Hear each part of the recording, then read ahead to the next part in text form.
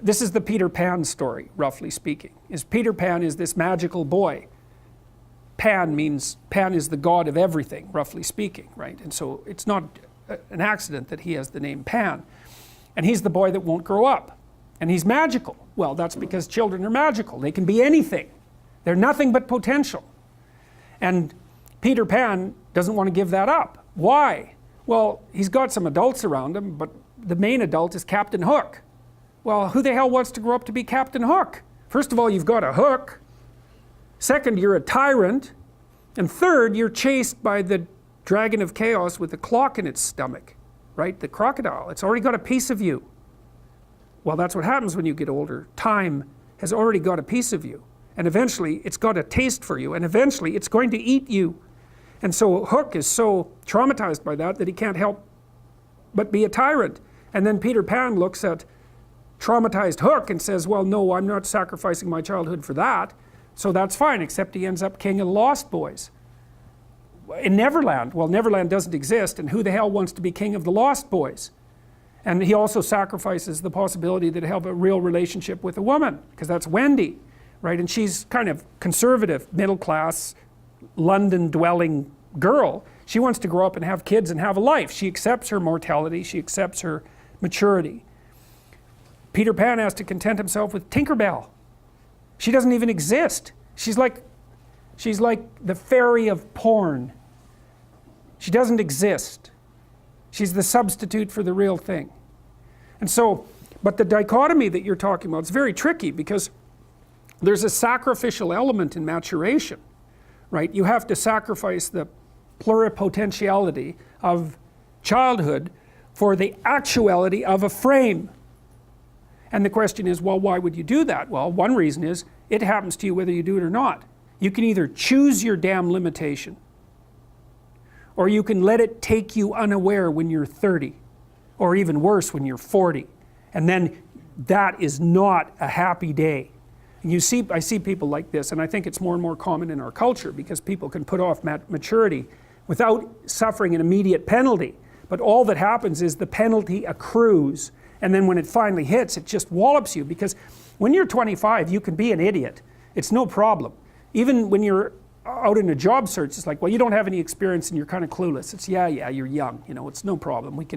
That's what young people are like, but they're full of potential. Okay, well, now you're the same person at 30. It's like people aren't so thrilled about you at that point.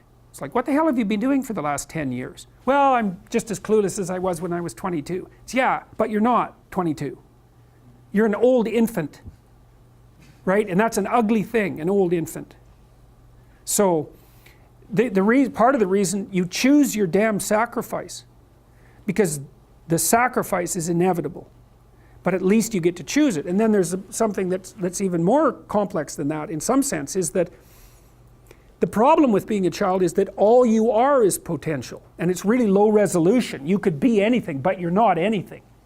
So then you go and you adopt an apprenticeship, roughly speaking, and then at least you become something. And when you're something, that makes the world open up to you again.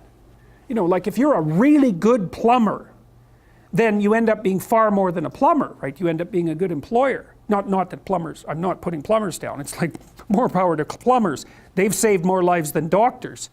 So, hygiene, right? So, if you're a really good plumber, well, then you have some employees, you run a business, you train some other people, you enlarge their lives, you're kind of a pillar of the community, you have your family. Once you pass through that narrow training period, which narrows you and constricts you and develops you at the same time, then you can come out the other end with a bunch of new possibility at hand. And Jung talked about that. He thought that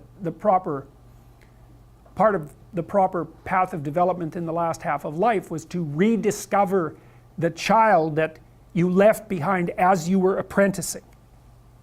And so then you get to be something and regain that potential at the same time. Very, very smart. Well, he was very, very smart, so that's very wise thing to know. So, yep. Sacrifice. And we'll talk more about that too. You get to pick your damn sacrifice. That's all. You don't get to not make one. So you're sacrificial whether you want to be or not. That's a good thing to know as well. So even though it's rather, it's a rough thing to figure out. But other questions?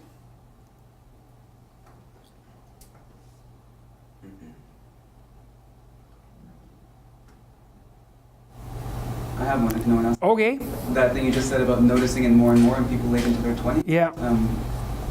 What do you think about that? Where do you think that comes from in terms of the culture we live in? I think universities facilitate it. Because you can go to university to not be something instead of going to university to be something. And it's Pleasure Island. And the price you pay for it, especially in the US, is debt. And you're enticed into it because the administrators can pick your pocket. So they rob your future self while allowing you to pretend that you have an identity, right? Very nasty. And you can't declare bankruptcy with your student loans in the US. It's indentured servitude. And it's precisely Pleasure Island. It's exactly that. And so tuition fees have shot way out of control. And part of the reason that universities don't make more demands on their students and let them get away with all the things they let them get away with is because they're basically, why the hell would you chase them out? They're $100,000 or more. So they can do whatever they want as long as you get to sell them to the salt mines. Right. So, and it's not the only reason, because the other thing that's happened is that the rate of technological transformation is so fast now, and the rate of turnover of things is that it is genuinely harder for people who are, say, 18 to 20. When I was a kid, roughly speaking, the kind of rough patch for life was probably 14 to 17, something like that. Now I think it's 18 to 25, something like that. And I think the reason for that is that all the jobs that the bloody hippies complained about being doomed to in the 1960s have now disappeared. Their problem was, oh my God, I'm going to go have to work for a corporation and get a salary for the rest of my life. And then I'll just end up in it with a pension and that'll be my whole life. It's like, well, it seems like a lot better deal than an endless round of part-time Starbucks jobs. So, some of it is that. There's a space now in our culture that is lacking for people to make that transformation from adolescence into adulthood. And so it's the cost of that is forestalled. It's not a good thing. It's not a good thing.